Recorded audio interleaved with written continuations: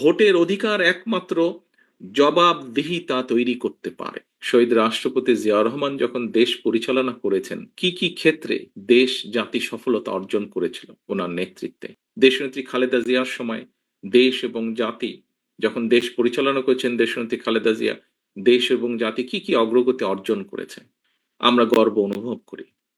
সহকর্মীবৃন্দ, আপনারা যখন আপনাদের এলাকায় যান, মানুষের সাথে কথা বলেন, বের হন, দলীয় কোনো কর্মসূচি পালন করেন, তখন যখন দেখেন আপনাদের পিছনে শত হাজার মানুষ সমবেত হয়েছে, আপনাদের মিছিলে শত হাজার মানুষ যোগদান করেছে, আপনাদের বুকটা অনেক ভরে যায়। কেন রাজনীতি করছি? কার জন্য করছি? দেশের জন্য করছি, দেশের মানুষের জন্য করছি। একজন রাজনীতিবিদ হিসাবে যেই গর্বের কথাগুলো বললাম, এর পাশাপাশি বোধহয় আরেকটি বিষয় আছে। বিষয়টি আমরা মাঝে সাঝে আলোচনা করি। আমরা যারা পেছনে রয়ে যাই, তারা আমরা আলোচনা করি। কি সেটি? সেই বিষয়টি, একজন রাজনীতিবিদ যখন মানুষ মাত্রই মৃত্যুবরণ করবে, এবং একজন রাজনীতিবিদ যখন মৃত্যুবরণ করেন, মুসলমান যদি হয়ে থাকেন, অবশ্যই জানাজা তার হয়, এবং সেই জানাজায় মানুষের উপস্থিতি বলে দেয় যে মানুষটি মারা গিয়েছেন, তিনি তার মানুষের কাছে কতটা জনপ্রিয় ছিলেন, তিনি মানুষ হিসেবে কতটা মানুষের কাছে গ্রহণযোগ্য ছিলেন, এই জানাজার বিষয়টি বলে দেয়।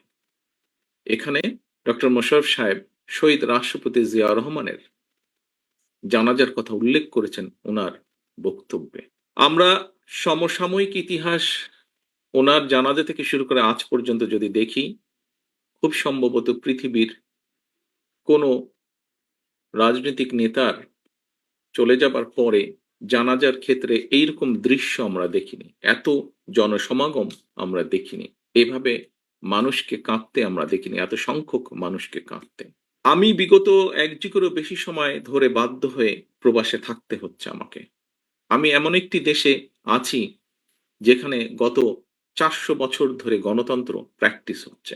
আমরা গণতান্ত্রিক দেশ, উন্নত দেশ, মানুষের গণতান্ত্রিক অধিকারের দেশ বললে প্রথমে ব্রিটেনের কথা চোখের সামনে ভেসে ওঠে।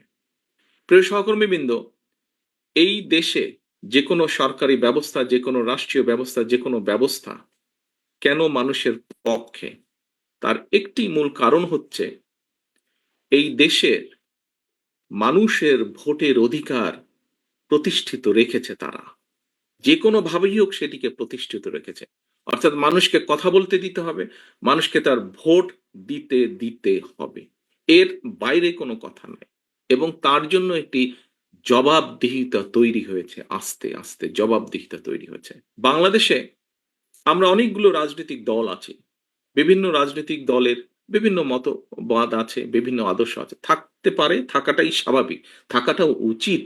তবে একটি ব্যাপারে আমাদের সকলকে একটা জায়গায় মনে হয় আসা উচিত, অর্থাৎ যে কোনো মূল্যে আমি আমার আদর্শের কথা বলবো, আরেকজন আরেকজনের আদর্শের কথা বলবে, আমি সুযোগ পেলে আমার আদর্শ বাস্তবায়ন করব, জনগণ যদি আমাকে সুযোগ দেয়। অন্য কেউ সুযোগ পেলে, তাকে যদি জনগণ সুযোগ দেয়, সে তার আদর্শ বাস্তবায়ন করবে, যা তার জনগণের সামনে উপস্থাপন করবে।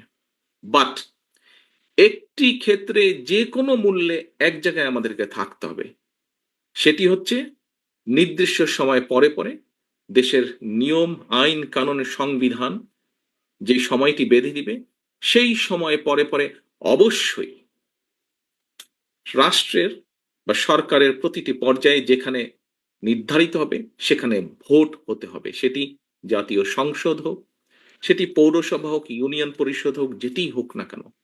অর্থাৎ জবাবদিহিতা, ভোটই একমাত্র